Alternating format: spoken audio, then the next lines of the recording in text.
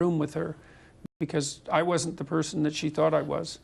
And where does this fit into just, you use the word chaos, but we would use the political uncertainties of America voting for Trump or electing Trump at any rate, us voting to leave the European Union, we've been in for 40 years, the Italians voting for fringe parties, strong men emerging elsewhere.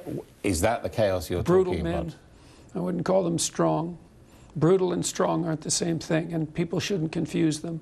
So, but fair enough. Well, strongmen's, as you know. I know, but it's an unfortunate term because it confuses strength with brutality, and I think that is a mistake. And, you know, because to be strong is to be resilient and to be noble and to be courageous, not to oppress. So you wouldn't see the Putins and the Kim Jong-uns and the Donald Trumps as being role models? Well, I wouldn't lump those three together. The first two I would. Trump is his own sort of creature, and I'm not exactly sure what to make of them, but I certainly wouldn't consider them strong in any admirable sense. So Trump you wouldn't put in that category? No. He's fairly brutal in the way he talks about his opponents and consequences of some of his actions we're seeing in the Middle East. I don't think that Trump is a phenomenon that hasn't been seen before in American politics. There's been lots of times in the last 30 years when the Americans were things were pretty strange around the time of Nixon.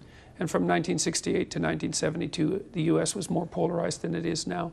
So I think we've seen this sort of thing before. I mean, Trump is a strange guy, and he's come up to the presidency through his own peculiar route. But Americans are still 50% Republican and 50% Democrat, right down the line like they have been for the last 4 elections.